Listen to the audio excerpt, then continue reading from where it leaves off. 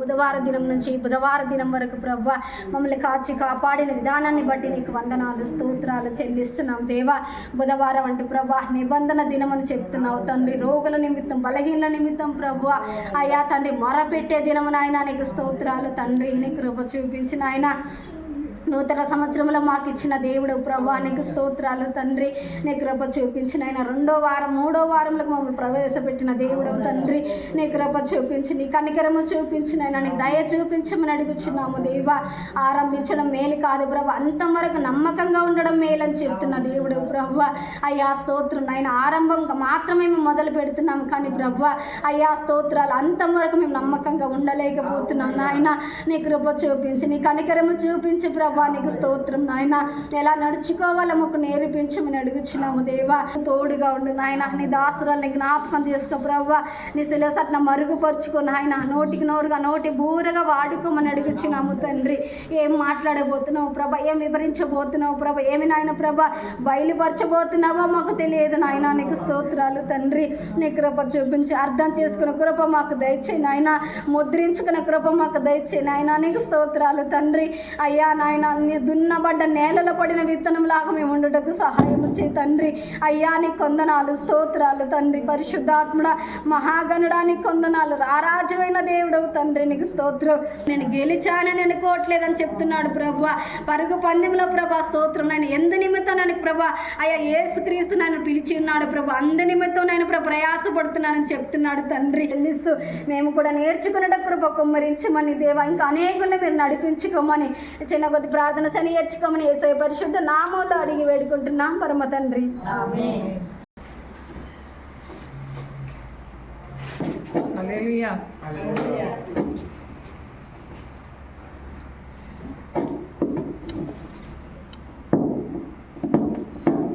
ఎఫెసీయులకు రాసిన పత్రిక 1వ అధ్యాయం 17వ వచనం నుండి.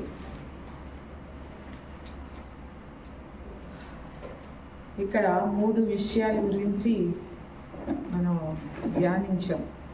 మరి ఎంతవరకు గుర్తున్నాయో గుర్తులేవో తెలియదు. ఏంటి ఆ 3 విషయాలు?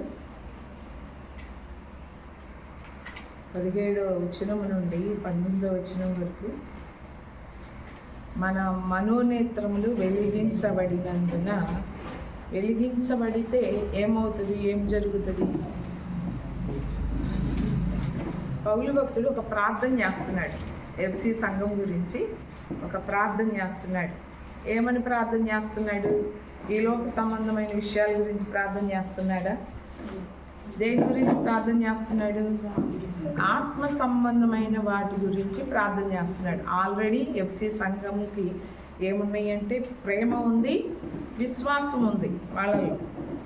అయితే పౌలు భక్తుడు అంటున్నాడు, అంటే 15వ వచనంలో ఉంది కదా, ఈ హేతువు చేత ప్రభు అయిన యేసునందుల మీ విశ్వాసము గురించి పరిశుద్ధులందరి ఎడల మీరు చూపుచున్న విశ్వాసము గూర్చి నేను వినినప్పటి నుండి మీ విషయమై మానక దేవునికి కృతజ్ఞతాస్తుతులు చెల్లించుచున్నాను. అంటే ఇక్కడ ఆ సంఘంలో ఏముందంట? విశ్వాసం ఉంది. పరిశుద్ధులందరి ఎడల ఆ సంఘము చూపించే ఆ ప్రేమ గురించి కూడా విన్నాడంట. ఆ సంఘంలో 2 ఉన్నాయి. కానీ పౌలు భక్తుడు అంటున్నాడు ఆ 2 విషయాలే కాదు కానీ ఇంకా ఆ సంఘం ఏం తెలుసుకోవాలంట? ఏం తెలుసుకోవాలంటే మీ విషయమై మానక దేవునికి కృతజ్ఞతాస్తుతులు చెల్లించుచున్నాను, మరియు మీ మనోనేత్రములు వెలిగించబడినందున. ప్రతి ఒక్కరి యొక్క మనోనేత్రాలు వెలిగించబడాలి. వెలిగించబడకుండా మనకి ఈ విషయాలు అర్థం కావు. కింద చెప్పబోయే విషయాలు మనకి అర్థం కావు. అందుకని మొదట మన మనోనేత్రాలు వెలిగించబడితేనే ఆత్మ సంబంధమైన ఆశీర్వాదాల గురించి మనకి అర్థమవుతుంది. ఈ శరీర సంబంధమైన ఆశీర్వాదాలు అంటే మన ఈ కళ్ళతో చూస్తే మనకి అర్థమవుతుంది. కానీ ఆత్మ సంబంధమైన ఆశీర్వాదాల గురించి మనం తెలుసుకోవాలి అంటే మన మనోనేత్రాలు వెలిగించబడినందున ఆయన మిమ్మును పిలిచిన పిలుపు వలనైనా నిరీక్షణ ఎట్టిదో. దీని గురించి చాలా వాక్యాలు చెప్పాను, మొన్న కూడా చెప్పాను, గుర్తుందా? ఆ పిలిచిన పిలుపు ఎలాంటిదంట? ఎలాంటి పిలుపు అని? ఆ పిలుపులో ఎంత ఆశీర్వాదం ఉందో, ఆ పిలుపు యొక్క గొప్పతనం ఏంటో మనం తెలుసుకోవాలి. ఆ పిలుపులో ఉన్న నిరీక్షణ ఎట్టిదో, మిమ్మల్ని పిలిచిన పిలుపు వలనైనా నిరీక్షణ ఎట్టిదో, ఇది ప్రతి ఒక్కళ్ళు కూడా తెలుసుకోవాలి. కొంతమంది కాదు, సంఘంలో ఉన్న ప్రతి ఒక్కరూ కూడా ఈ విషయాలు మనము తెలుసుకోవాలి. ఏ పిలుపుతో పిలిచాడు, ఎందుకు పిలిచాడు, దేని కొరకు పిలిచాడు అని చెప్పాను నేను. ఎందుకు పిలిచాడు? కుమారునితో సహవాసం చేయడానికి పిలిచాడు. ఇంకా మనము పరిశుద్ధులంగా ఉండటానికి పిలుచుకున్నాడు. ఇంకా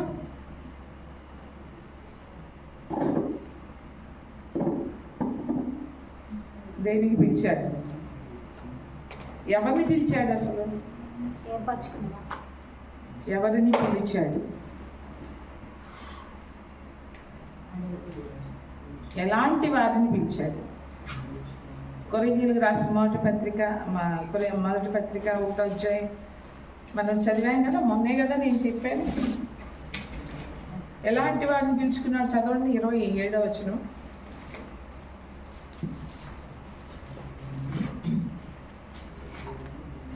చూడండి, 26వ వచనం. ముందు 2వ వచనం చూద్దాం. కొరింథీయులకు రాసిన మొదటి పత్రిక 1వ అధ్యాయము 2వ వచనంలో, క్రీస్తు యేసునందు పరిశుద్ధపరచబడిన వారై పరిశుద్ధులుగా ఉండుటకు పిలువబడిన వారికి. ఎందుకు పిలిచాడంట? మనల్ని అందరినీ కూడా పరిశుద్ధులుగా ఉండటానికి మనల్ని పిలుచుకున్నాడు. అంతేకాదు 9వ వచనంలో ఏముంది? మన ప్రభువు అయిన యేసుక్రీస్తును తన కుమారుని సహవాసమునకు మిమ్మును పిలిచిన దేవుడు నమ్మదగినవాడు. ఎవరి సహవాసానికి పిలిచాడు? తన కుమారునితో సహవాసం చేయటానికి. ఇప్పుడు సహవాసం చేయటానికి నేను మొన్న చెప్పాను, ఎప్పుడు చెప్పాను, ఎవరిని పిలుచుకున్న మామూలుగా ఈ లోక సంబంధంగా మనం ఆలోచన చేస్తే, ఒక సహవాసం చేయాలంటే, ఒక ఫ్రెండ్షిప్ చేయాలి అంటే ఎవరితో సహవాసం చేస్తారు? వాళ్ళకి సరిపోయిన వాళ్ళు, వాళ్ళ స్థాయికి తగిన వాళ్ళు, వాళ్ళ స్టేటస్కి తగిన వాళ్ళతోనే సహవాసం చేస్తారు కదా. పెద్ద పెద్ద వాళ్ళు, ఇప్పుడు సరే ముఖేష్ అంబానీ ఉన్నాడు, మనతో సహవాసం చేస్తారు. వాళ్ళ భార్య కానీ వాళ్ళ పిల్లలు కానీ మనతో సహవాసం చేస్తారా? ఎవరితో చేస్తారు? ఆ లెవెల్లో ఉండాలి వాళ్ళు. వాళ్ళతో ఫ్రెండ్షిప్ చేయాలంటే ఆ లెవెల్ ఉండాలి, అవునా కదా? మనం పెద్ద పెద్ద బిల్డింగ్లో ఉండే వాళ్ళతో సహవాసం చేస్తామా, ఫ్రెండ్షిప్ చేస్తామా? గేట్లో కూడా రాదు మనం, అవునా? అయితే ఇక్కడ సృష్టికర్త అయిన దేవుడే ఆయనతో సహవాసం చేయటానికి మనల్ని పిలుచుకున్నాడు. ఇది ఎంత అద్భుతం అంటే, ఆ పిలుపులో ఉన్న గొప్పతనం ఏంటో, ఆ పిలుపులో ఉన్న ఆశీర్వాదం ఏంటో మనమందరము కూడా తెలుసుకోవాలంట. అది ముఖ్యం. సహవాసానికి పిలిచాడంట. ఆయన కుమారునితో సహవాసం చేయటానికి పిలుచుకున్నాడు. అది ఎంత గొప్పదనిత, అది మనం తెలుసుకోవాలి, మనం అర్థం చేసుకోవాలి. కానీ మనం అంత దూరం ఆలోచించాం కదా. అలాగే 26వ వచనంలో కూడా చూడండి, సహోదరులారా మిమ్మల్ని పిలిచిన పిలుపును చూడుడి, మీలో లోకరీతిన జ్ఞానులైనను ఘనులైనను గొప్ప వంశము వారైనను అనేకులు పిలవబడలేదు. కానీ ఎవరిని పిలవలేదు? యేసు ప్రభు జ్ఞానుల్ని పిలవలేదంట. అంటే జ్ఞానులంటే ప్రభు నమ్మిన వాళ్ళు జ్ఞానులు ఉన్నారు, ఐశ్వర్యవంతులు ఉన్నారు, చాలామంది ఉన్నారు. కానీ ఎందుకు ఈ మాట చెప్తున్నారు? జ్ఞానులైనను ఘనులైనను గొప్ప వంశము వారినైనను అనేకులు పిలువబడలేదు, కానీ ఏ శరీరయు దేవుని ఎదుట అతిశయింపకుండునట్లు. అంటే జ్ఞానులు కానీ ఘనులైన వాళ్ళు కానీ గొప్ప వంశం వారు కానీ దానిని బట్టి వాళ్ళు అతిశయించేవారిగా ఉండకూడదు. అలాంటి వాళ్ళని అంటే ఎవరినాళ్ళు నేను గొప్ప అనుకునే వాళ్ళని దేవుడు పిలవలేదా? నేను నీతిమంతుడిని, నేను నీతిమంతురాలని అని అనుకునే వాళ్ళని పిలవలేదంట. నేను జ్ఞానవంతురాల్ని అనుకునే వాళ్ళని పిలవలేదంట. అలాంటి వాళ్ళని నేను అంటే పిలుపు చూడండి అంటున్నాడు. మిమ్మల్ని పిలిచిన పిలుపు చూడండి, ఎలాంటి వాళ్ళని పిలిచాడో మీరు చూడండి అంటున్నాడు. ఎలాంటి వాళ్ళని పిలిచాడంట? 5 రకాల వాళ్ళు ఉన్నారు ఇక్కడ. ఎన్ని రకాల వాళ్ళు ఉన్నారు? 5 రకాల వాళ్ళు ఉన్నారు. చూడండి. జ్ఞానులు సిగ్గుపరచుటకు లోకములో నుండి వెర్రివారిని. ఎవరిని పిలుచుకున్నాడు? వెర్రివారిని పిలుచుకున్నాడు. అంతేకాదు బలవంతులైన వారిని సిగ్గుపరచుటకు లోకములో బలహీనులైన వారిని దేవుడు ఏర్పరచుకున్నాడు. అంటే వెర్రివారిని ఏర్పాటు చేసుకున్నాడు, బలహీనులైన వారిని ఏర్పాటు చేసుకున్నాడు, నీచులు అంటే ఎన్నికైన వారిని వ్యర్థం చేయుటకు లోకములో నీచులైన వారిని, తృణీకరించబడిన వారిని, ఎన్నిక లేని వారిని దేవుడు ఏర్పరచుకొని ఉన్నాడు. ఎవరిని పిలుచుకున్నాడంట? ఎవరైతే నేను వెర్రిదానను, నేను నీచురాలను, నేను ఎన్నిక లేని దాన్ని, నేను తృణీకరించబడిన దాన్ని అని ఎవరైతే ఒప్పుకుంటారో, నేను పాపిని అని ఎవరైతే ఒప్పుకుంటారో వాళ్ళని పిలిచాడంట. హల్లెలూయా. ఎవరిని పిలుచుకున్నాడు? నేను నీతిమంతురాల్ని అనుకునే వాళ్ళని దేవుడు పిలిచాడా? ఎవరైతే నేను పాపిని ప్రభువా, నాలో ఏ మంచి లేదు, నేను తృణీకరించబడిన దాన్ని, నేను ఎన్నిక లేని దాన్ని, నాలో ఏ మంచి లేదని ఎవరైతే తగ్గించుకుంటారో, మనకి తెలుసు ఆ పరిసయ్యుడు ఎలా హెచ్చించుకున్నాడు. పరిసయ్యుడు ఎలా హెచ్చించుకున్నాడు? ఆ సుంకరు ఎలా తగ్గించుకున్నాడు? నేను నా కన్నులు ఎత్తటానికి కూడా నేను అర్హుని కాను, నాకు యోగ్యత లేదు ప్రభువా అని తల ఎత్తటానికి కూడా ఎత్తలేకపోయాడంట. అలాంటి వాళ్ళని పిలుచుకున్నాడంట. నేను జ్ఞానవంతురాలని, లేకుంటే నాకు అధికారం ఉందనో, నేను మంచిదాన్నో మంచివాడినో అలాంటి వాళ్ళని పిలుచుకోలేదంట. జ్ఞానులైన వాళ్ళని పిలుచుకోలే. ఎంత జ్ఞానం ఉన్నప్పటికీ కూడా నేను ఎర్రివాడని ప్రభువా అని ఎవరైతే తగ్గించుకుంటారో వాళ్ళని పిలుచుకున్నాడు. ఆ పిలుపును చూడండి అంటున్నాడు. ఎలాంటి వాళ్ళని పిలుచుకున్నాడు? ఇప్పుడు మనము నీచులు అని మనం ఒప్పుకుంటావా? చెప్పండి. నువ్వు నీచురాలు అంటే వాళ్ళని ఒప్పుకుంటారా? ఎదుటాలి. ఇప్పుడు సంఘంలో ఒకళ్ళు ఉన్నారు, నువ్వు నీచుడు అన్నారు అనుకో, ఒప్పుకుంటారా? కానీ దేవుడు ఏమన్నాడు? నేను అలాంటి వాళ్ళని పిలుచుకున్నాను అంటున్నాడు. అంటే మనం అందరం ఎవరు? ఇప్పుడు మనం అందరం ఎవరు? దేవుడే చెప్తున్నాడు, మీరందరూ కూడా నీచులు, వెర్రివారు, ఎన్నిక లేని వారు, తృణీకరించబడిన వారు, బలహీనులు అని దేవుడే చెప్తున్నాడు. అలాంటి వాళ్ళని దేవుడు పిలుచుకున్నాడు. మనం ఆ కోవలోకి చెందుతాం. ఆ పిలుపును చూడండి అంటున్నాడు. ఇంకా అక్కడ చూడండి, ఇంకా దశలోనికీయులకు రాసిన పత్రికలో ఉంటుంది చూడండి. 2వ దశలోనికీయులకు రాసిన పత్రిక 2వ అధ్యాయము 13వ వచనం నుండి చదువుతాను.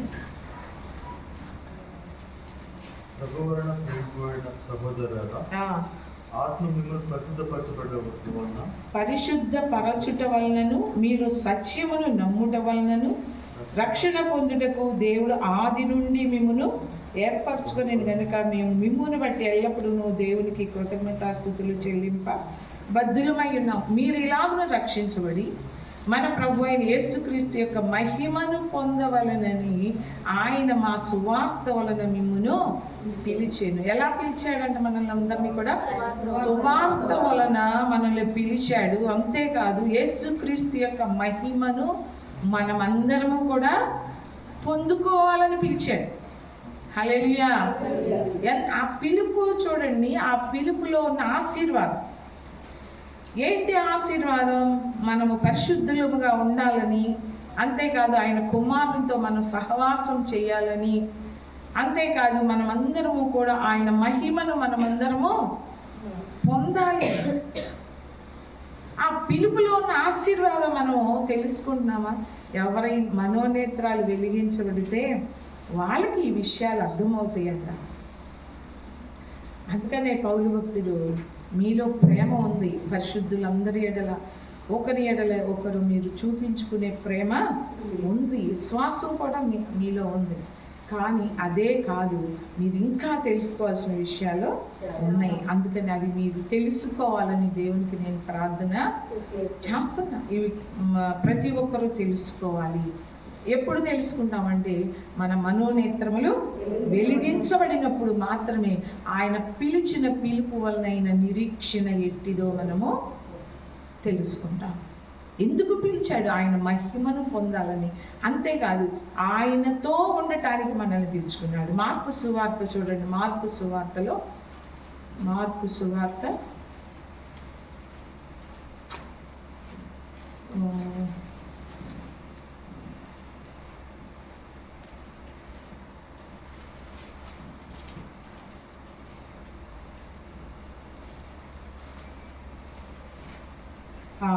3వ అధ్యాయము, మార్కు సువార్త 3వ అధ్యాయము 13వ వచనం. ఆయన కొండకి తనకిష్టమైన వారిని పిలువగా వారు ఆయన యుద్ధకు వచ్చిరి. వారు తనతో కూడా ఉండునట్లును. ఏంటంట? ఎందుకు పిలిచాడంట? ఎవరిని పిలిచాడు? తనకిష్టమైన వాళ్ళని పిలిచాడంట. ఎందుకు పిలిచాడు? తనతో పాటు ఉండటానికి. యేసు ప్రభు ఎక్కడ ఉంటాడో అక్కడ మనము కూడా ఉండటానికి మనల్ని అందరినీ కూడా పిలుచుకున్నాడు. ఆ పిలుపులో ఉన్న ఆశీర్వాదాలు మనం అందరం తెలుసుకోవాలి. ఏంటి అసలు ఆశీర్వాదాలు? అంత గొప్ప అంటే సృష్టికర్త అయిన దేవునితో సహవాసము చేయటానికి మనల్ని పిలుచుకున్నాడు. ఆయన మహిమను, యేసుక్రీస్తు యొక్క మహిమను పొందవాలంట. ఆయన ఏ మహిమలో ఉన్నాడో, ఏ మహిమను పొందుకున్నాడో అలాంటి మహిమే మనం పొందుకోవాలని మనల్ని అందరినీ కూడా సువార్త వలన మనల్ని పిలుచుకున్నాడట. సువార్త మన దగ్గరకు వచ్చింది, అదే పిలుపు మనకి. సువార్త వలన మా సువార్త వలన మిమ్మల్ని పిలిచాడు. యేసుక్రీస్తు యొక్క మహిమను పొందుకో. ఇది అసలు అర్థమవుతుందా? అర్థమవుతుందా? ఎందుకు పిలిచాడు? ఈ లోకంలో వ్యాధులు తగ్గించుకోవటానికా? ఈ లోక సంబంధమైన ఆశీర్వాదాల కొరకు పిలిచాడా? ఈ లోకంలో లేకుంటే ఉద్యోగాలు లేవని ఉద్యోగాల కొరకు, వివాహాలు కాలేదని చెప్పి వివాహాలు జరిగించటానికి, వీటి కొరకు పిలిచాడా మనల్ని అందరినీ? దేని కొరకు పిలిచాడు? చాలామంది అభిప్రాయం ఏంటంటే ఈ లోకరీతిగా ఆశీర్వాదాలు పొందటానికే నువ్వు రా దేవుని దగ్గరికి, నీ వ్యాధి తగ్గుతుంది, నువ్వు రా దేవుని దగ్గరికి, ఆశీర్వదిస్తాడు, మీ అప్పులు తీరుస్తాడు, మీ దుఃఖం పోతుంది, మీ బాధలు పోతాయి, మీ శ్రమలు పోతాయి. పోవచ్చు, అవి కూడా పోవచ్చు. కానీ యేసు ప్రభు ఎందుకు పిలుచుకున్నాడు? దేవుడు మనల్ని ఎందుకు పిలుచుకున్నాడు అంటే ఆయన కుమారునితో సహవాసం చేయటానికి మనల్ని అందరినీ పిలిచాడు. ఆ పిలుపులో ఉన్న ఆశీర్వాదం, ఆ గొప్పతనం, సృష్టికర్త అయిన దేవునితో సహవాసం చేయటానికి మనల్ని ఎలాంటి వాళ్ళని పిలిచాడు? అలాంటి పరిశుద్ధుడు, అతి పరిశుద్ధుడైన దేవుడు నీచులైన వాళ్ళని తనతో సహవాసం చేయడానికి పిలుచుకున్నాడు. ఇది ఎంత గొప్ప ధన్యత చెప్పండి. ఇది ఎంత గొప్ప ధన్యత, ఇది ఎంత గొప్ప ఆశీర్వాదం. తుచ్చమైన వాటి కొరకు మనం ప్రార్థన చేస్తున్నాం, కానీ అసలు మన ప్రార్థన ఎలా ఉండాలి? ఈ లోక సంబంధమైన వాటి గురించి కాదు మన ప్రార్థనలు ఉండవలసింది. మన ప్రభువా, నా మనోనేత్రాలు వెలిగించబడాలి ప్రభువా. ఏ పిలుపుతో నన్ను పిలిచావో ఆ పిలుపులో ఉన్న ఆశీర్వాదం, ఆ పిలుపులో ఉన్న గొప్పతనం, ఆ పిలుపులో ఉన్న ధన్యత నేను తెలుసుకోవాలి అని మనం ప్రార్థన చేస్తున్నావా? వస్తున్నాం, వెళ్తున్నాం, కానీ వింటున్నాం వాక్యం, అంతవరకే మన జీవితాలు. మనం అక్కడికి వెళ్ళిన తర్వాత పరలోకానికి వెళ్ళిన తర్వాత అప్పుడు మనం వెనక్కి చూస్తుంటే చీ ఇలాంటి విషయాల గురించా? నా టైం అంతా వేస్ట్ చేసుకుంది, నేను ఇంత ప్రయాసపడింది వీటి కోసమా అని చెప్పి అక్కడికి వెళ్ళిన తర్వాత మనకు అర్థమవుతుందంట. ఎక్కడ అర్థం కాదు.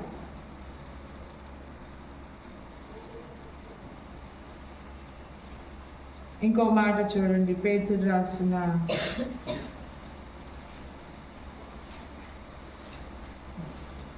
మొదటి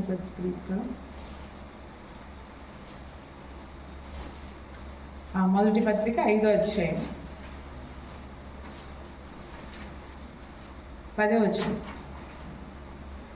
తన నిత్య మహిమకు క్రీస్తునందు మిమ్మును పిలిచిన సర్వకృపానిధియగు దేవుడు కొంచెము కాలము మీరు శ్రమ పడిన పిమ్మట తానే మిమ్మును పూర్ణులుగా చేసి స్థిరపరచి బలపరుచును. హల్లెలూయా.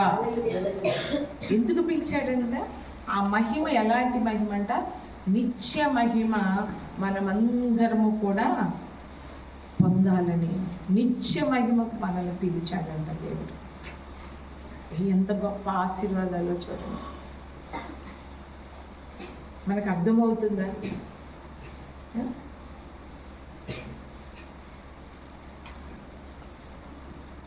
ఇంకా మనము చూడండి, యోహాను రాసిన మొదటి పత్రికలో ఉంటుంది చూడండి ఒక మాట, 1వ అధ్యాయము 7వ వచనం. అయితే ఆయన వెలుగులో ఉన్న ప్రకారము మనమును వెలుగులో నడిచిన ఎడల మనము అన్యోన్య సహవాసము గలవారమై ఉందుము. ఎప్పుడు అన్యోన్య సహవాసం గలవారమై ఉంటాం? చెప్పాలి. మీరు ఇలా మౌనంగా ఉంటే నాకు కష్టం అవుతుంది. ఎప్పుడు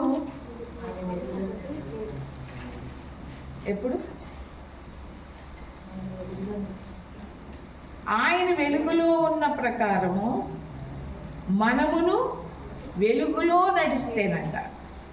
ఆయన వెలుగులో ఉండి మనము చీకటిలో నడిస్తే అది అన్యోన్య సహవాసం కాదు. అవునా కదా? ఎలా అన్యోన్య సహవాసం అంటే ఏంటి? అన్యోన్య సహవాసం, బెస్ట్ ఫ్రెండ్స్ అంటారు కదా.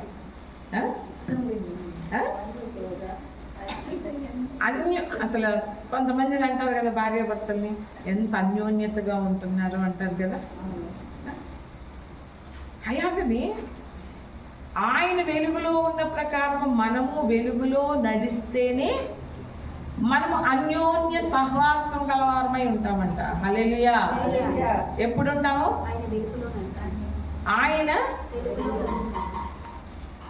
ఆయన వెలుగులో ఉన్న ప్రకారం మనము వెలుగులో ఉంటేనే మనం అన్యోన్య సహవాసం గలవారమై ఉంటాం. ఆయన వెలుగులో ఉన్నప్పుడు మనం చీకట్లో ఉంటే అది అన్యోన్య సహవాసము కాదు. ఆయన వెలుగులో ఉన్నాడు అంటే ఏంటి? ఆయనే వెలుగై ఉన్నాడు. అందుకని మనల్ని కూడా ఏమన్నాడు? మీరు లోకానికి వెలుగై ఉన్నారు. వెలుగు అంటే ఏంటి? సత్క్రియలు. మత్తయి సువార్తలో ఉంటుంది కదా, ఏమని ఉంటుంది? సత్క్రియలు. ఏమని ఉంది 5వ అధ్యాయంలో? చెప్పండి, ఆ వాక్యం కాదా?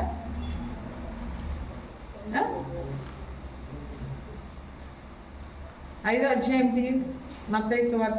ఇది మీ నోటికి రావాలి కదా, చదువు. ఆ వాక్యం కూడా ఎక్కడుందో చెప్పాలా?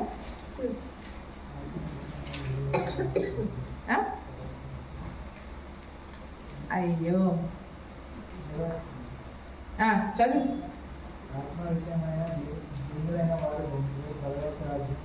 అదేంటి? మీ సత్క్రియలను పరలోకముందున్న మీ తండ్రి మీ సత్క్రియలను చూసి ఆయన నామం మహిమపరచబడేలాగా మీ వారి ఎత్తు మీ వెలుగు ప్రకాశింపనియండి. 5వ అధ్యాయం కదా, 5వ అధ్యాయము 16వ వచనం. మనుషులు మీ సత్క్రియలను చూసి ఏంటంటే మనుషులు ఏం చూడాలంట మనలో? సత్క్రియలు అంటే మంచి క్రియలు. మనుషులు అంటే మన చుట్టూ ఉన్న వాళ్ళు కావచ్చు, మన బంధువులు కావచ్చు, మన ఇరుగు పొరుగు వాళ్ళు కావచ్చు, ఎవరైనా కావచ్చు. మనుషులు మీ సత్క్రియలను చూసి పరలోకమందున్న మీ తండ్రిని మహిమపరచునట్లు వారి ఎదుట మీ వెలుగు ప్రకాశింపనీయుడి. వెలుగు ప్రకాశింపనీయుడంటే ఏంటంటే, వెలుగు అంటే మంచి క్రియలు. మంచి క్రియలు. వెలుగు అంటే ఏంటి? మంచి క్రియలు. అంటే ఇప్పుడు ఆయన వెలుగులో ఉన్న ప్రకారము మనమును వెలుగులో నడిస్తేనే మనము అన్యోన్య సహవాసము గలవారమై ఉంటాము. లేదంటే మనలో మంచి క్రియలు లేకపోతే, ఆ సత్క్రియలు కనుక లేకపోతే మనము చీకటిలో ఉన్నవారమే. ప్రకాశించాలంట మనలో ఉన్న ఆ క్రియలు, వెలుగు క్రియలు, ఆ మంచి క్రియలు, సత్క్రియలు అవి మనలో చూడాలి. మనుషులందరూ కూడా చూడాలంట అవి. అప్పుడు నిన్ను బట్టి నన్ను బట్టి పరలోకం ఉన్న తండ్రి నామం ఏం జరుగుతుంది? మహిమపరచబడుతుంది. అప్పుడే మనం అన్యోన్య సహవాసం గలవారమై ఉంటాం. ఆయన వెలుగులో ఉన్న ప్రకారము మనమును వెలుగులో నడిచిన ఎడల, నువ్వు నడవాలి, చీకట్లో కాదు, వెలుగులో నడిస్తేనే ఆయనతో నువ్వు అన్యోన్య సహవాసము చేసిన వాళ్ళంగా మనము. అప్పుడే ఆయన రక్తం అంట, చూడండి, అప్పుడు అని ఉంటుంది చూడండి. అప్పుడు ఆయన కుమారుడైన యేసు రక్తము ప్రతి పాపము నుండి మనలను పవిత్రులుగా ఎప్పుడు మనము ప్రభువా నన్ను నీ రక్తంలో కడిగి నన్ను శుద్ధి చెయ్యి అంటే చేస్తాడా? ఇక్కడ ఏమని ఉంది? మీరే బాగా చదవండి ఆ వాక్యాన్ని, మీకు ఏమర్థం అవుతుందో చదవండి. చదివచ్చిన వాళ్ళందరూ కూడా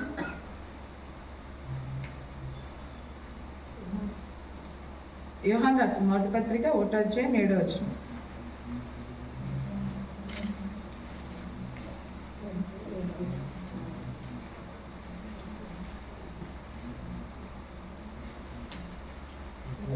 ఆయన వెలుగులో మనమును వెలుగులో నడిచిన ఎడల మనము అన్యోన్య సహవాసం గలవారమై ఉన్నాము. అప్పుడు ఆయన కుమారుడు. అప్పుడు దగ్గర ఆగిపోవాలి. అప్పుడు ఏం జరుగుతుంది అంట? అప్పుడు కడిగి వేస్తాడంట. ఆయన వెలుగులో ఉన్న ప్రకారం మనము కూడా వెలుగులో నడిచిన పైన ఇంకోటి చూడండి, 6వ వచనంలో చూడండి, ఆయనతో కూడా సహవాసము గలవారమని చెప్పుకుంటూ ఏంటంట? మనమందరం ఇప్పుడు మనము ఏమని చెప్పుకుంటాం? మనం ఆయనతో నేను సహవాసం చేస్తున్నాను అని చెప్పుకుంటామా లేదా? సహవాసం అంటే ఏంటి? సహవాసం ఫ్రెండ్స్ ఏం చేస్తారు? మాట్లాడుకుంటూ ఉంటారు, గంటలు మాట్లాడుకుంటూ ఉంటారు. అంటే నువ్వు ఆయనతో మాట్లాడటం, ఆయన నీతో మాట్లాడటం. నీవు ప్రభువుతో మాట్లాడటం అంటే ప్రార్థన, ఆయన ప్రభు నీతో మాట్లాడటం అంటే ఏంటిది? వాక్యం. రకరకాల దర్శనాలు కావచ్చు, కళలు కావచ్చు, వాక్యం కావచ్చు. ఆయన నీతో సహవాసం గలవారమని చెప్పుకుంటూ చీకటిలో నడచిన ఎడల, చీకటి కార్యాలు, చీకటి సంబంధులుగా ఉండకుండా, ప్రకృతి సంబంధులుగా ఉండకుండా, అపవాది సంబంధులుగా ఉండకుండా మనము క్రీస్తు సంబంధులుగా ఉండాలి, వెలుగు సంబంధులుగా మనము ఉండాలి, ఆత్మ సంబంధులుగా మనం ఉండాలి. మనము ఆయనతో సహవాసం గలవారమని చెప్పుకుంటూ మనం చీకట్లో నడిస్తేనంట మనము సత్యమును, మనము అబద్ధమాడుచు సత్యాన్ని జరిపింపకుందుము. అబద్ధం ఆడుతూ ఉన్నామంట మనం. అయితే ఆయన వెలుగులో ఉన్న ప్రకారం మనమును వెలుగులో నడిచిన ఎడల అప్పుడు మనం అన్యోన్య సహవాసం గలవారమై ఉంటాము. అప్పుడు ఆయన రక్తము మన ప్రతి పాపమును కడిగి మనల్ని పరిశుద్ధపరుస్తుంది. ఆయన కుమారునితో సహవాసం చేయడానికి మనల్ని అందరినీ కూడా పిలుచుకున్నాడు అని మనము తెలుసుకోవాలి. ఇప్పుడు అర్థమైందా? ఇప్పుడు ఎన్నోసార్లు చెప్పారు పిలుపు గురించి.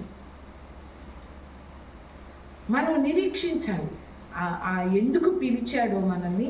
ఆ మనల్ని పిలిచిన పిలుపు వలనైనా ఆ నిరీక్షణ ఎట్టిది, మనం దేని కొరకు నిరీక్షిస్తున్నాం, ఎట్టి దాని కొరకు మనం నిరీక్షిస్తున్నాం, మనం అది తెలుసుకోవాలి. ప్రతి ఒక్కరం కూడా అది ముఖ్యం అంటున్నాడు. మనోనేత్రాలు వెలిగించబడినప్పుడే వాటిని నీవు అర్థం చేసుకోగలవు. లేకుంటే వస్తాం వెళ్తాం మనలో మార్పు ఉండదు, ఏది ఉండదు.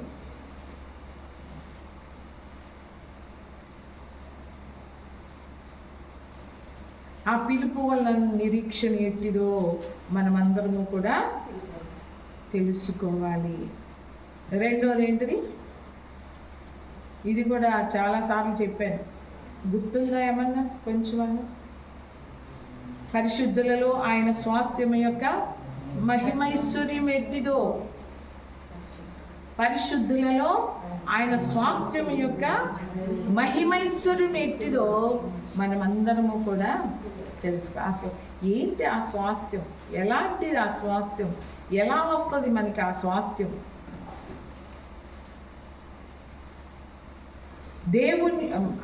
దేవుని యొక్క స్వాస్థ్యంలో సంఘానికంట భాగస్వామ్యం అంటే మనకు కూడా భాగం ఇచ్చాడంట. ఏంటి? దేవుని యొక్క స్వాస్థ్యం. ఇప్పుడు 2 రకాలుగా అని చెప్పాను స్వాస్థ్యం. ఏంటి? మనమే ఆయన యొక్క స్వాస్థ్యం,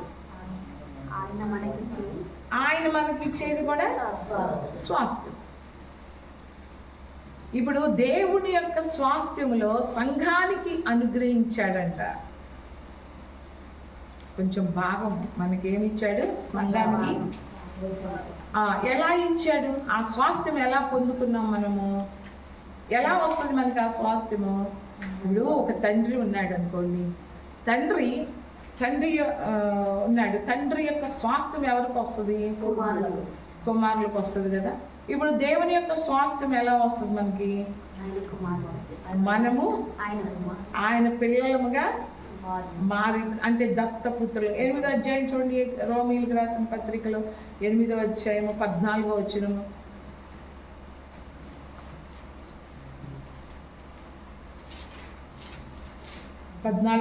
నుండి రోమీయులకు రాసిన పత్రిక 8వ అధ్యాయము 14వ వచనం.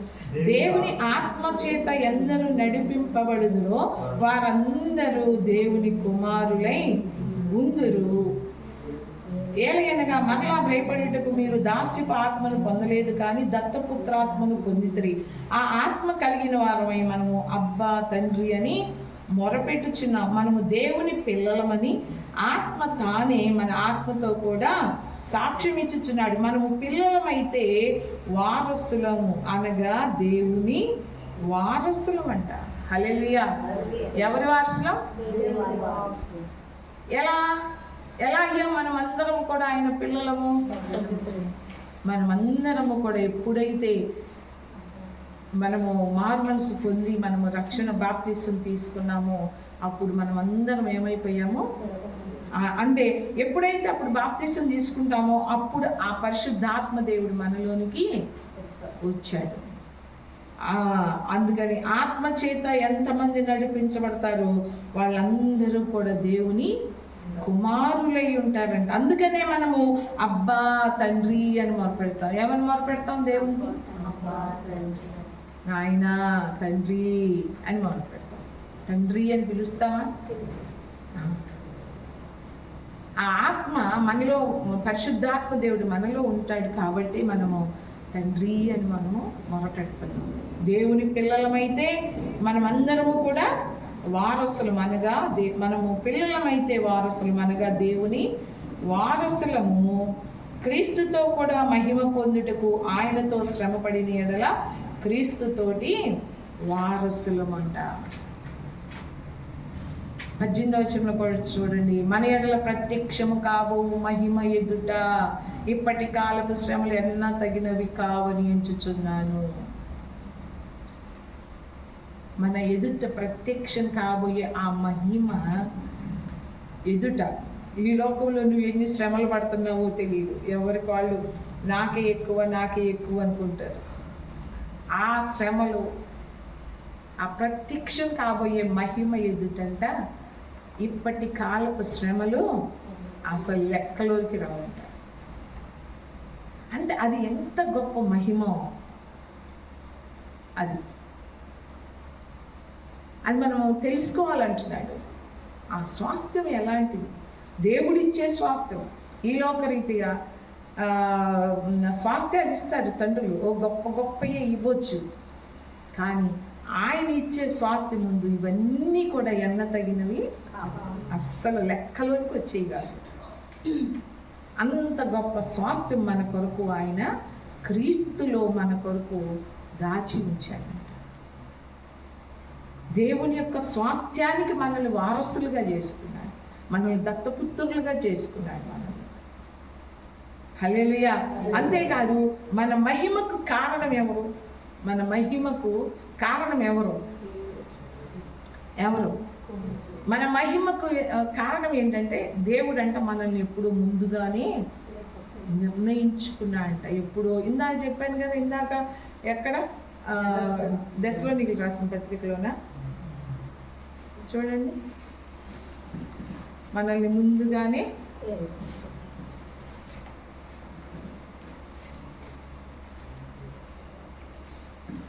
ఆ 13వ వచనం చివరిలో రక్షణ పొందుటకు దేవుడు ఆది నుండి మిమ్మను ఏర్పరచుకొనెను. ఎప్పుడు ఏర్పరచుకున్నాడంట?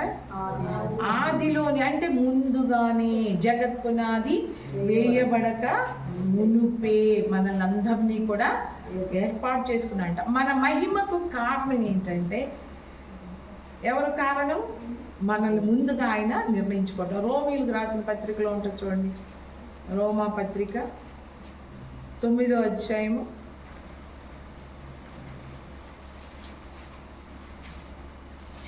23వ వచనంలో చూడండి.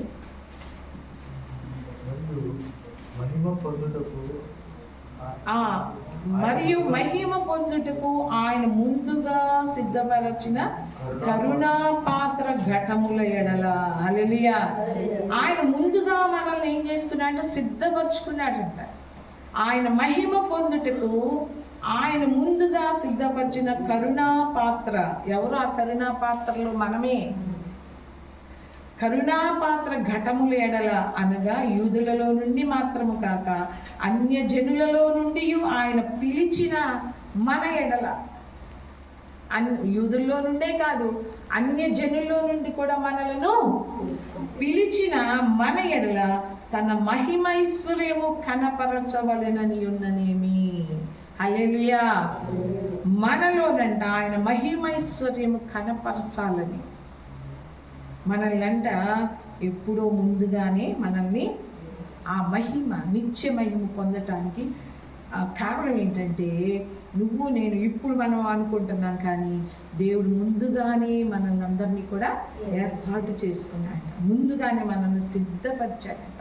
కరుణా పాత్రల ఘటములు ఏడలంట. కరుణా పాత్రలు మనల్ని అందరినీ కూడా ముందుగానే సిద్ధపరచుకున్నాడు. అందుకని మన మహిమకు కారణము ఆయన మనల్ని ముందుగా సిద్ధపరచుకోవటం వల్లనే మనము ఆ మహిమను పొందుకోగలుగుతున్నాం, ఆ నిత్య మహిమను మనము పొందుకోగలుగుతున్నాం. అంతేకాదు ఆ స్వాస్థ్యం యొక్క మహిమైశ్వర్యం అంటే ఏంటి? ఆ స్వాస్థ్యం యొక్క, ఇప్పుడు ఏమన్నాడు? పిలిచిన పిలుపు వలన నిరీక్షణ ఎట్టిదో పరిశుద్ధులలో ఆయన స్వాస్థ్యం యొక్క మహిమైశ్వర్యం ఎట్టిదో. పరిశుద్ధులలో ఎవరు ఆ పరిశుద్ధులు? మనమందరము కూడా ఆయన రక్తంలో కడగబడి మనము పరిశుద్ధులుగా తీర్చబడిన వాళ్ళమే, నీతిమంతులుగా తీర్చబడిన వాళ్ళమే, ఆయన రక్తంలో కడగబడిన వాళ్ళం. అంటే ఏంటంటే ఆ మహిమైశ్వర్యము ఎట్టిదో, ఆ స్వాస్థ్యం యొక్క మహిమైశ్వర్యం ఎట్టిదంటే, కొలసీలకు రాసిన పత్రికలో ఉంటుంది చూడండి అన్నమాట.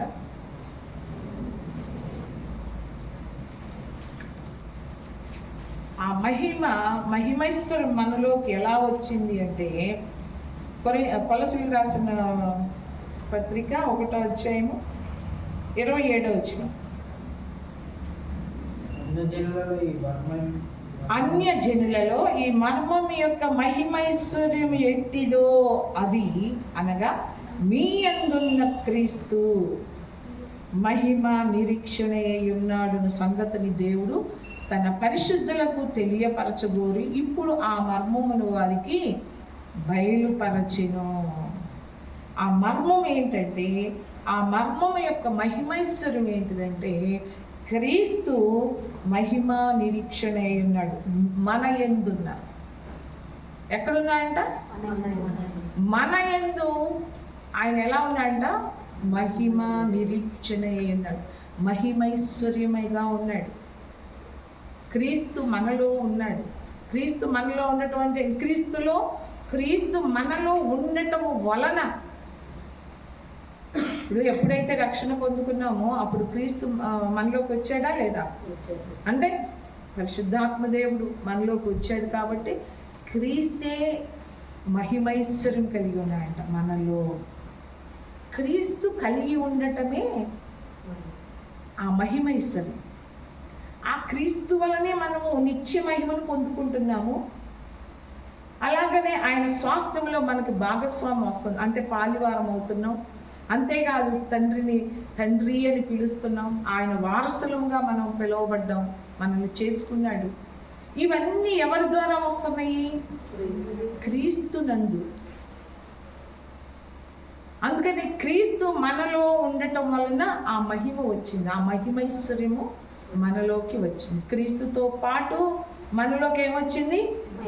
మహిమైశ్వర్యం వచ్చింది. ఆ మర్మం ఏంటంటే ఆ క్రీస్తే మహిమైశ్వర్యము, ఆ స్వాస్థ్యం యొక్క మహిమైశ్వర్యము. హల్లెలూయా. అంటే ఏంటంటే ఆయన మనలో ఉండటాన మనకి ఆ మహిమైశ్వర్యము వచ్చింది. ఆ మహిమ కావచ్చు, ఏదైనా మనం పొందుకుంటున్నాం అంటే ఆత్మ సంబంధమైన ప్రతి ఆశీర్వాదం. ఎఫ్ఎసీయులకు రాసిన పత్రిక స్టార్ట్ చేసినప్పుడే చెప్పాను, ఏ ఆశీర్వాదమైనా కూడా ఎవరి ద్వారా వస్తుంది? క్రీస్తునందు, క్రీస్తు వలన, క్రీస్తు ద్వారా, క్రీస్తుని బట్టి. ఇవన్నీ కూడా ప్రతి ఒక్కటి.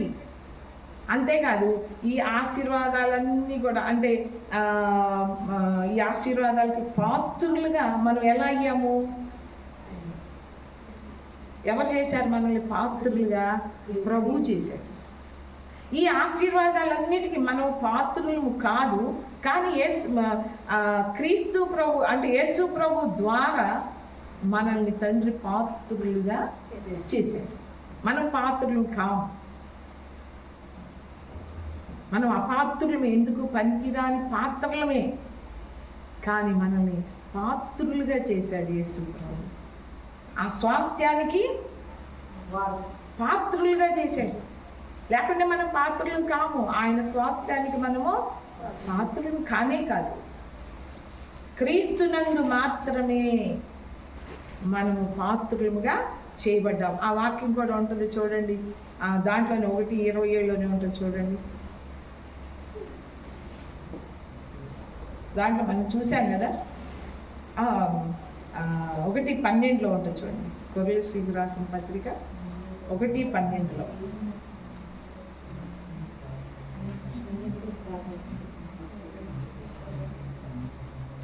అంటే చివరిలో ఉంటుంది చూడండి, కింద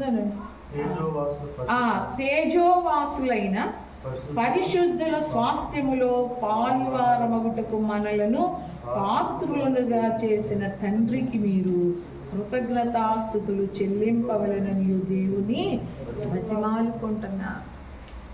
ఏం చేయాలంట? మనల్ని పాత్రులుగా చేసిన దేవునికి మనం ఏం చేయాలంట? కృతజ్ఞతాస్తుతులు చెల్లించాలి.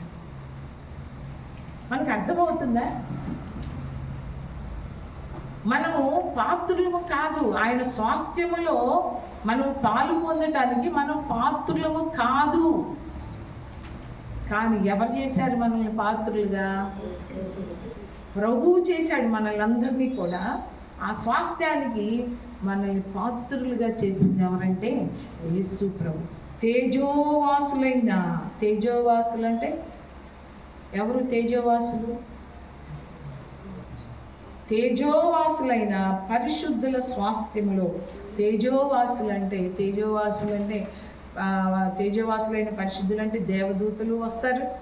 తేజోవాసులు అంటే దేవదూతలు, పరిశుద్ధులు అంటే మనం అందరం. తేజోవాసులైన పరిశుద్ధుల స్వాస్థ్యములో పాలివారమగుటకు మనలను పాత్రులుగా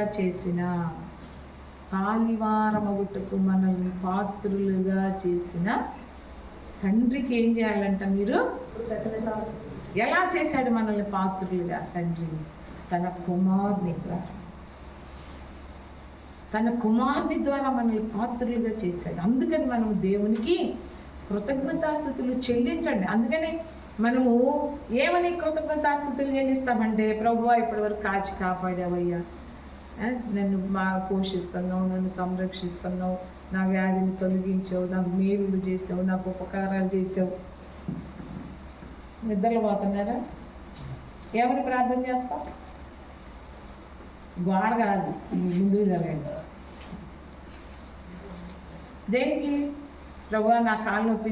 మన సాక్ష్యాలు పడి ఏం చేద్దాం?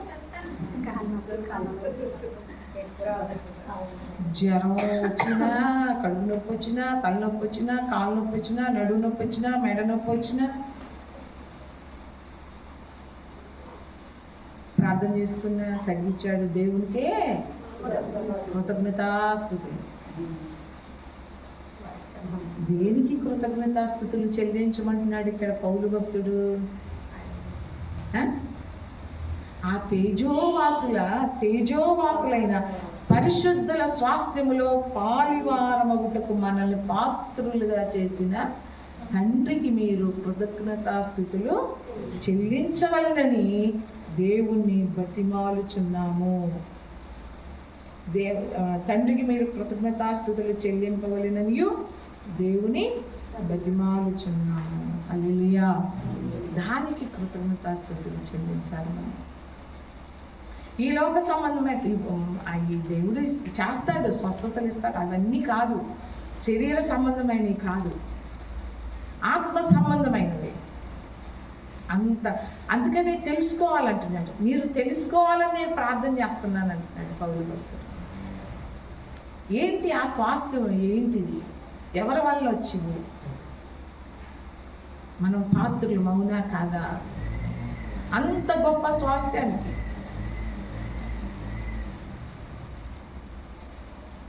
మనం అంటాం కదా, క్వాలిఫై అంటాం కదా, మనల్ని క్వాలిఫై చేశాడంట. ఎక్కడికి? ఆ స్వాస్థ్యానికి వారసులు కావటం, స్వాస్థ్యంలో పాలివారం కావటానికి. హల్లెలూయా. దానికి మనం కృతజ్ఞతాస్తుతులు చెల్లించాలి. అంతేకాదు, ఇంకో చోట ఉంటుంది, హెబ్రీయులకు రాసిన పత్రిక అనుకుంటా, చూడండి. హెబ్రీయులకు రాసిన పత్రిక 9వ అధ్యాయము, కొలసీలోని ఇంకొక మాట చూపిస్తాం, మర్చిపోయాను. 3వ అధ్యాయము 23వ వచనంలో బాగా ఉంటుంది, చూడండి.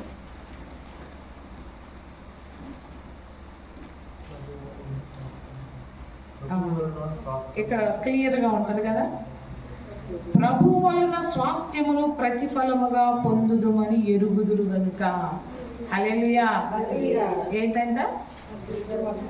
ప్రభు వలన స్వాస్థ్యమును ప్రతిఫలముగా పొందుతామంట. పొందుదుమని ఎరుగుదురు గనుక మీరేమి చేసినను అది మనుషుల నిమిత్తము కాక ప్రభు నిమిత్తమని మనస్ఫూర్తిగా చేయుడి. మీరు ప్రభువైన క్రీస్తునకు దాసులై ఉన్నారు. ఎవరి ద్వారా పొందుకుంటున్నాం స్వాస్థ్యాన్ని? ప్రభు వల్ల స్వాస్థ్యాన్ని మనము ప్రతిఫలముగా పొందుకుంటాం. దేనికి ప్రతిఫలము? నువ్వు నేను రక్షణ పొందుకున్నాం కాబట్టి దానికి ఏమిస్తున్నాడు దేవుడు? ప్రతిఫలముగా ఆయన మనకి స్వాస్థ్యముగా పొందుదుమని ఎరుగుదుమని. హెబ్రీయులకు రాసిన పత్రికలో చూడండి, హెబ్రీయులకు రాసిన పత్రిక 9వ అధ్యాయం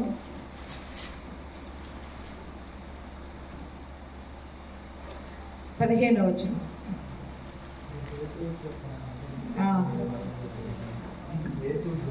మొదటి నిబంధన కాలంలో జరిగిన అపరాధము నుండి విమోచన కలుగుటకై ఆయన మరణం పొందడం. పిలువబడిన వారు నిత్యమైన స్వాస్థ్యమును గూర్చిన వాగ్దానము పొందు నిమిత్తము ఆయన క్రొత్త నిబంధనకు మధ్యవర్తి అయి ఆయన మధ్యవర్తిగా ఉన్నాడు కాబట్టే ఆ నిత్యమైన స్వాస్థ్యం గురించి ఏ వాగ్దానం ఇచ్చాడో అది పొందుకుంటున్నామంట. హల్లెలూయా. ఏంటంటే నిత్యమైన స్వాస్థ్యం. ఏంటిదంటే ఆ స్వాస్థ్యము నిత్యమైన స్వాస్థ్యం. అది ఆ స్వాస్థ్యమును పొందుకోవటానికి మనము ఆయన ప్రభువు మధ్యవర్తిత్వం ద్వారానే, ఆయన మధ్యవర్తిగా ఉన్నాడు కాబట్టే మనము ఆ నిత్యమైన స్వాస్థ్యాన్ని మనము పొందుకుంటున్నాము. హల్లెలూయా. అందుకని మనకి ఆయన మధ్యవర్తిత్వం ద్వారానే, అంటే ఆయన మధ్యవర్తిగా ఉన్నాడు కాబట్టే మనము ఆ స్వాస్థ్యాన్ని మనకు అనుగ్రహించబడింది. అలాగనే అది మొన్న చెప్పాను కదా, అది ఎలాంటి స్వాస్థ్యం అంట? ఎలాంటి స్వాస్థ్యం అది?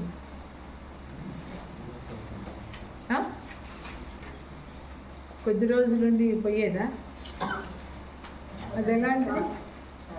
పేతురు రాసిన మొదటి పత్రికలో ఉంటుంది కదా, 1వ అధ్యాయం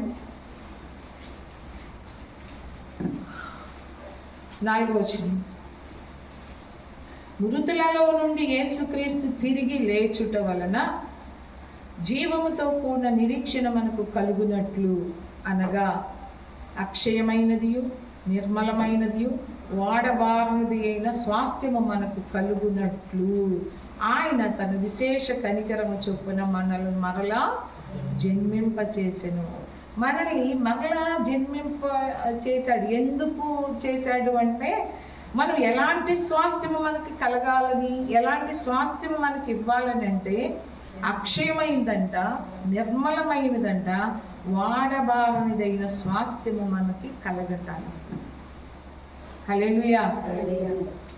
అసలు ఆ పిలుపు, అందుకని ఆయన ఎలా పిలిచాడో చూడండి. ఎందుకు పిలిచాడు?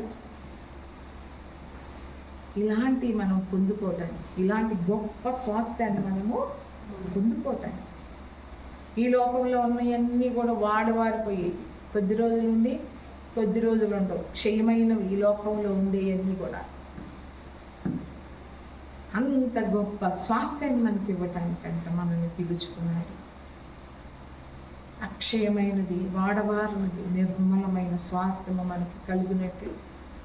అందుకని మరలా మనల్ని తిరిగి జన్మింపజేశాడు. హల్లెలూయా. అంతేకాదు, ఈ స్వాస్థ్యానికి కొంచెం అడ్వాన్స్ కూడా ఇచ్చాను. నువ్వు కంపల్సరీగా ఈ స్వాస్థ్యాన్ని నువ్వు పొందుతావు అని మనకి కొంత అడ్వాన్స్ ఇచ్చాడంట. ఏంటిదని మనం చెప్పాను కదా, పరిశుద్ధాత్మని ఇచ్చాడంట. ఎఫెసీయులకు రాసిన పత్రిక 1వ అధ్యాయంలో ఉంది కదా, నేను చెప్పాను కదా.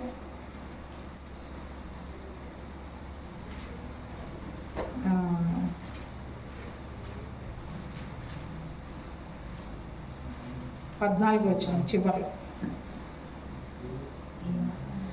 దేవుని మహిమకు కీర్తి కలుగుటకై ఆయన సంపాదించుకునిన ప్రజలకు విమోచనము కలుగు నిమిత్తము ఈ ఆత్మ మన స్వాస్థ్యమునకు సంచకరుగా ఉన్నాడు. ఆయనంట సంపాదించుకున్నాడంట. ఎవరిని? మనల్ని. ఆయన సంపాదించుకున్న ప్రజలకు విమోచనము కలుగు నిమిత్తము, విమోచన కలుగు నిమిత్తము ఈ ఆత్మ మన స్వాస్థ్యమునకు సంచకరువుగా ఉన్నాడు. హల్లెలూయా. ఈ స్వాస్థ్యము యొక్క మహిమైశ్వర్యం ఏటిదో మనమందరము కూడా మళ్ళీ చెప్పినా మీకు ఇప్పుడు ఎన్నిసార్లు చెప్పారు? చెప్తానే అదే మాటలు, అయ్యే మాటలు. అవునా? ఎట్లా మీరు గుర్తుపెట్టుకోకపోతే కొంచెం అండి.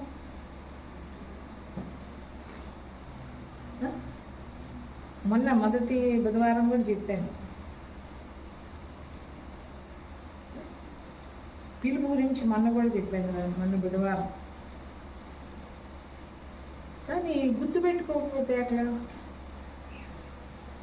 ఆ పిలుపు యొక్క విలువ ఏంటో, ఆ పిలుపు యొక్క గొప్పతనం ఏంటో, ఆ పిలుపులో ఉన్న ఆశీర్వాదం ఏంటో, ఆ పిలుపులో ఉన్న ధన్యత ఏంటో మనం తెలుసుకోవాలని చెప్పాను కదా. ఎందుకు పిలుచుకున్నాడు? మనకి ఇంత గొప్ప మహిమను, నిత్య మహిమను ఇవ్వటానికంట, ఆయనతో పాటు ఉండటానికంట. యోహాను సువార్తలో ఉంది కదా, యోహాను సువార్తలో చూడండి 14వ అధ్యాయంలో కూడా ఉంటుంది కదా.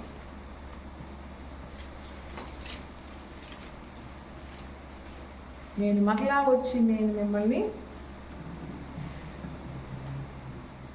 3వ వచనం 14వ అధ్యాయం,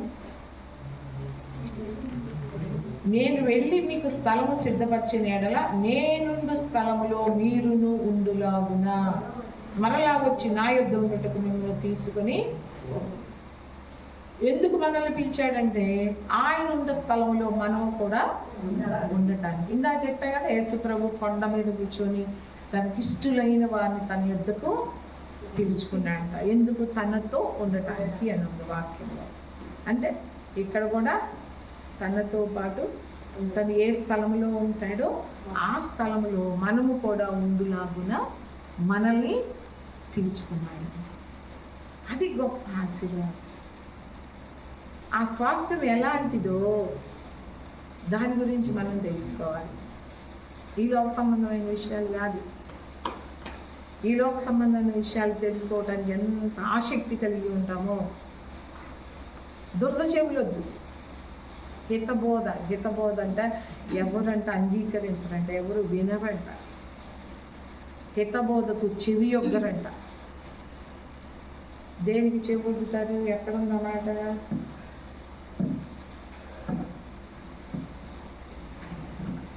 పేరు రాసిన మాట్లాడుతుంటా.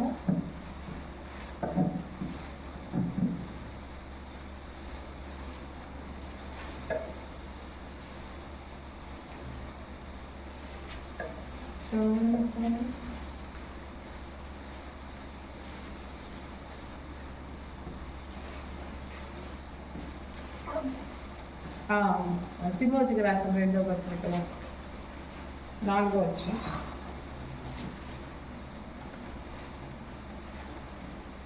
3వ వచనం. ఎందుకనగా జనులు హితబోధను సహింపక విరుద్ధ చెవులు గలవారే తమ స్వకీయ దురాశలకు అనుకూలమైన బోధకులను తమ కొరకు పోగు చేసుకొని సత్యములకు చెవినీయక కల్పనాకథల వైపునకు తిరుగు కాలము వచ్చును. కల్పనా కథలు కల్పించుకొని చెప్తాం కదా కొన్ని. అక్కడికి వెళ్ళేసరికి నేను ముందు ఒక సినిమా చూసారా, ఎప్పుడో పాతకాలం నాటికి. ఆ సినిమా పేరేంటో గుర్తు రాలేదు. నాగభూషణానికి ఏదో ఒక విషయం తెలుస్తుంది. ఆ విషయము పక్కా ఇది చెప్పేదాకా నిద్రపోడు అనమాట. నిద్ర పట్టదు, కడుపు ఉబ్బుతూ ఉంటుంది. నిజంగానే పొట్ట ఉబ్బటం చూపిస్తాడు. అది ఏ సినిమా గుర్తులేదు. పొట్ట ఉబ్బుతూ ఉంటుంది అనమాట. ఆపుకుంటాడు. అది ఇంకా పెరిగిపోతూ ఉంటుంది. పెరిగిపోయి ఇంత పొట్ట వచ్చేస్తుంది అది. ఎందుకు? ఆ మనస్సులో ఆ విషయము ఉంది. అది ఎవరికన్నా చెప్తేనే అది పోతుంది. చివరికి వెళ్ళి చెప్తాడు. అప్పుడు మొత్తం పొట్టంతా లోపలికి వెళ్ళిపోతుంది. ఎట్లా చెప్తాడండి? అక్కడ దాన్ని, అందుకనే ఏదో పాట పడతారు కదా, అసలుకు కొసరు వేసి అని. ఏ పాట? ఆ ముసలమ్మ ముచ్చట్లో ఏంటి అసలుకు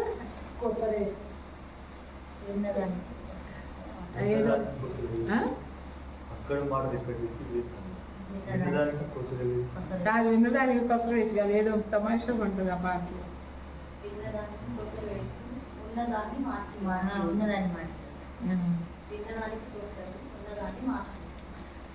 అట్లే అలా ఉంటాయి మనకి.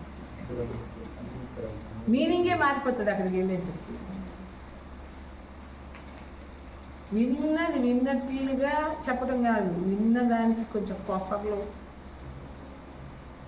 కొసరికే ఎక్కువ అంట. కొసరు అంటేనే ఇష్టం అంట. కాయగూరలు కొంటాం కదా, దేనికి ఇష్టపడతారు? కొసలు ఏంటి, మనం అసలు కొనం కూడా. అదే కొసలు ఇదొక్కటే అని చెప్పి మీరు మనం కొన్న వాటికి సరిపోను. ఇంకా పావు కేజీ కొన్నాం, ఇంకో పావు కేజీ వేసేస్తారు కొసలు.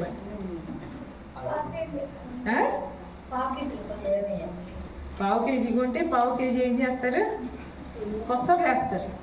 అంటే విన్నదానికి కొసలు వేసి కలిపి ఆ మీనింగే మారిపోయేలాగా చెప్తారు. అలాంటి కాలం వచ్చిందంట. ఎప్పుడో వచ్చిందిలేండి, ఇప్పుడు కాదు. జనులు హితబోధను సహించరంట. మంచి బోధ. ఇప్పుడు వాక్యం చెప్పిందంటే ఏంటిది? మంచి బోధ కదా, హితబోధ, మనం బాగుపడే బోధ, మనల్ని మార్చే బోధ, ఆరోగ్యకరమైన బోధ ఇది. దీన్ని సహించలేమంట. సరి చేసుకుంటే ఎవరికి సహిస్తుంది? ఎవరికన్నా సరి చేసుకో అంటే సహిస్తారు ఎవరన్నా? కదా, సహిస్తారు ఎవరన్నా? నీలో అది ఉంది, నీలో ఇది ఉంది, సరి చేసుకో అంటే సహిస్తారు ఎవరన్నా? మంచి చెబితే ఎప్పుడు కూడా మనము సహించం. మంచి బోధన అంటే మనము సహించరంట. దురద చెవులు గలవారై, మన చెవులు ఏంటి అంట? అవి ఆ మాటలు గంటలు గంటలు చెప్పండి. మన వాక్యం అయిపోయిన తర్వాత పడుకొని గుసగుసలు నిద్రే రాదు. కొంచెం దాకా రాదు నిద్ర. వస్తుందా? ఇప్పుడు పునుగు పాటలు పడేవాళ్ళు అప్పుడు బాగా కళ్ళు ఇరుసుకొని అందరూ అంతే, ఒకళ్ళని కాదు, అందరం. ఇప్పుడు నిద్ర వస్తుంది, అప్పుడు నిద్ర ఎగిరిపోతుంది. ఆ శక్తి. హితబోధ సహించక దురద చెవులు, ఆ అమ్మ మీద ఈ అమ్మ మీద ఆ అమ్మ, మనం చెప్పుకునే అయ్యే కదా.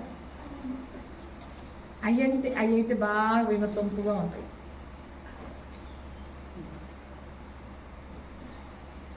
అందుకని కల్పనా కథలు, ఆ మాటలు వాళ్ళు చెప్పిన దానికి ఇంకో కొసర వేసామనుకో, అది కల్పనా కథే కదా. అట్లాంటి వాటికి మనము దూరంగా ఉండేవాడిగా ఉండాలి. హల్లెలూయా. దాని ఇంకా కష్టం లేదు మీకు,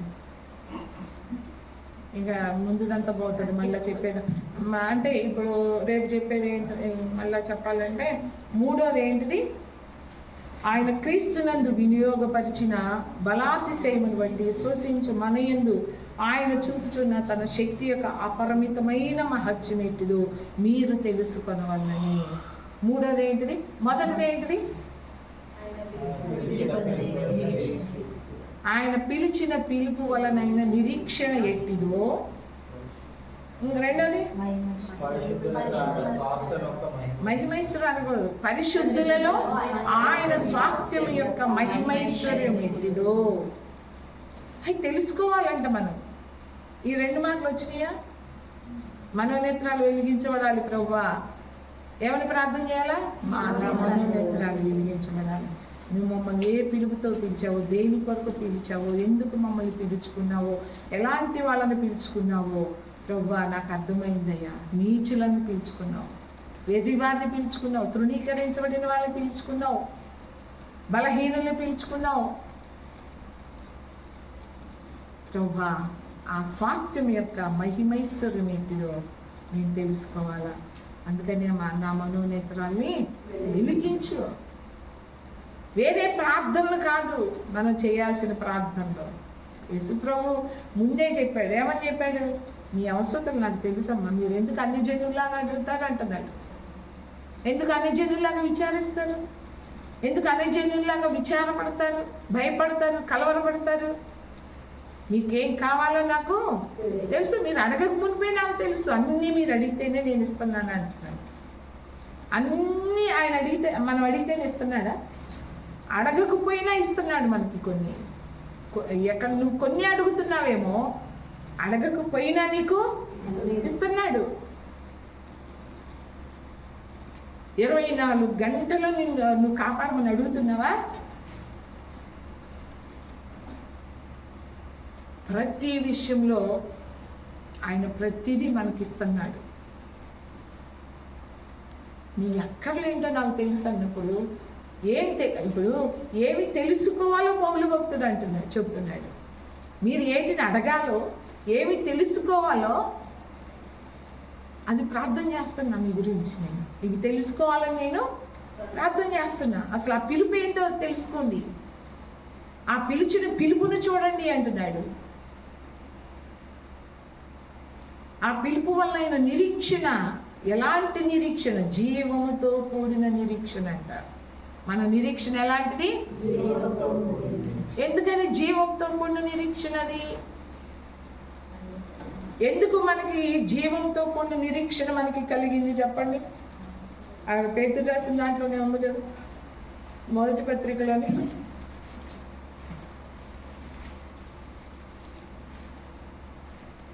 నాలుగో వచనంలో మృతులలో నుండి యేసుక్రీస్తు తిరిగి లేచుట వలన.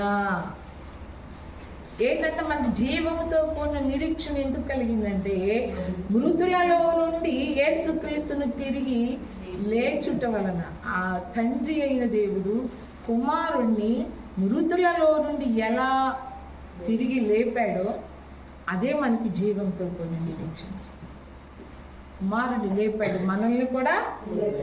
కానీ జీవముతో కూడిన నిరీక్షణ అది.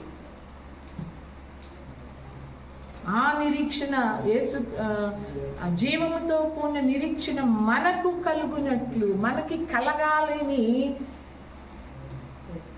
మనకి ఎప్పుడు కలుగుతుంది జీవంతో కూడిన నిరీక్షణ? యేసు ప్రభు మృతులలో నుండి తిరిగి లేచాడు, పునరుద్ధానుడయ్యాడు. అదే మనకు జీవంతో కూడిన నిరీక్షణ. మన నిరీక్షణ అది మామూలు నిరీక్షణ కాదు.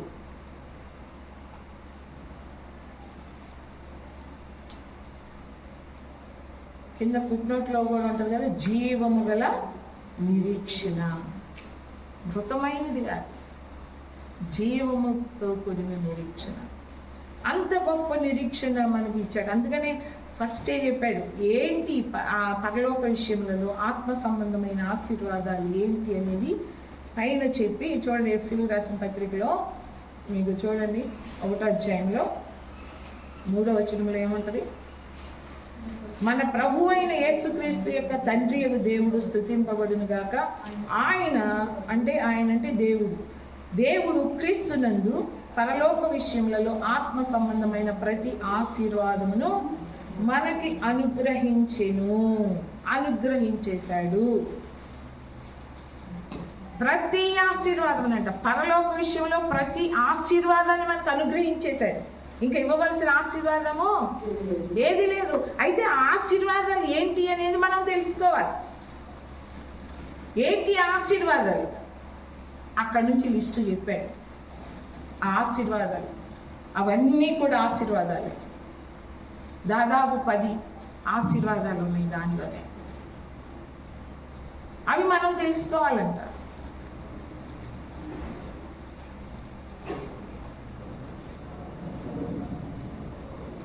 మన ప్రభు అయిన యేసుక్రీస్తు యొక్క దేవుడైన మహిమా స్వరూపుడు తండ్రి తన్ను తెలుసుకొనుట యందు మీకు జ్ఞానమును ప్రత్యక్షతను గల మనస్సు అనుగ్రహించినట్లు నేను నా ప్రార్థనల యందు మిమ్మల్ని గూర్చి విజ్ఞాపన చేయించున్నాను. ఈ వచనం వచ్చే వారంలో మనం ధ్యానిద్దాం. ఇంకెక్కువ చెప్తే మీరు మర్చిపోతారు. ఆ పిలుపు వలన నిరీక్షణ ఏంటిదో తెలుసుకోండి. అంతేకాదు పరిశుద్ధుల్లో ఆయన స్వాస్థ్యం యొక్క మహిమైశ్వర్యం ఏంటిదో తెలుసుకోండి. అలాంటి కృప దేవుడు మనందరికీ దయచేయను గాక. మన మనోనేత్రంలో వెలిగించబడును గాక.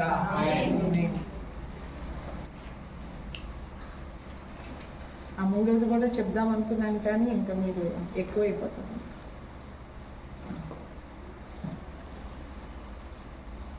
రేపు చెప్తారా? బుధవారం చెప్తారా అడిగినప్పుడు?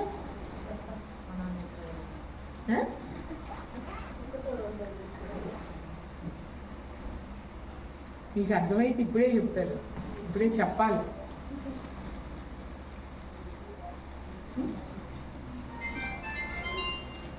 ఒకసారి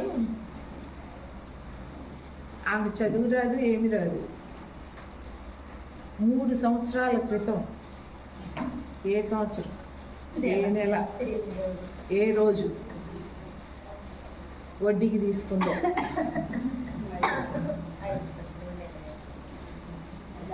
3 సంవత్సరాల క్రితం ఏ సంవత్సరం, ఏ నెల, ఏ రోజు అనేది గుర్తుంటే ఎందుకు గుర్తుంది అంటే ఏంటి అర్థం? దాని మీద నా చెప్తుంది. అది ఇప్పుడు మీకు కూడా అంతే, మనకు కూడా అంతే కదా.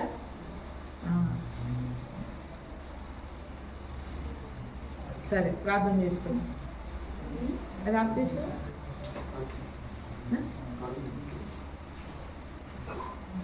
ఎవరు ప్రార్థన చేసుకుందాం.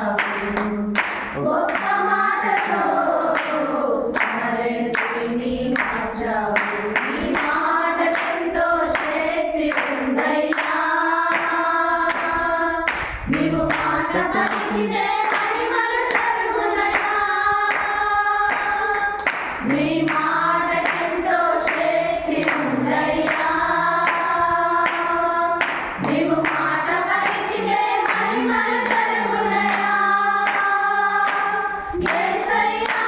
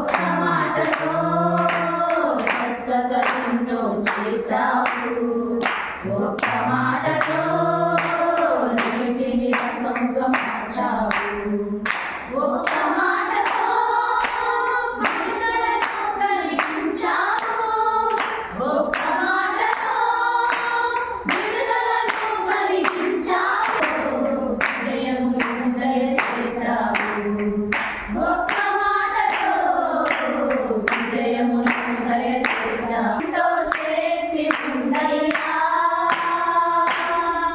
నీవు మాట పలికితే మహిమలు జరుగునయ్యా, నీ మాటకెంతో శక్తి ఉందయ్యా, నీవు మాట పలికితే మహిమలు జరుగునయ్యా. యేసయ్యా, యేసయ్యా, యేసయ్యా, యేసయ్యా, యేసయ్యా, యేసయ్యా, యేసయ్యా, యేసయ్యా. ఒక్క మాట చాలునయ్యా నా యేసయ్యాకి, ఒక్క మాట చాలునయ్యా నా యేసయ్యాకి.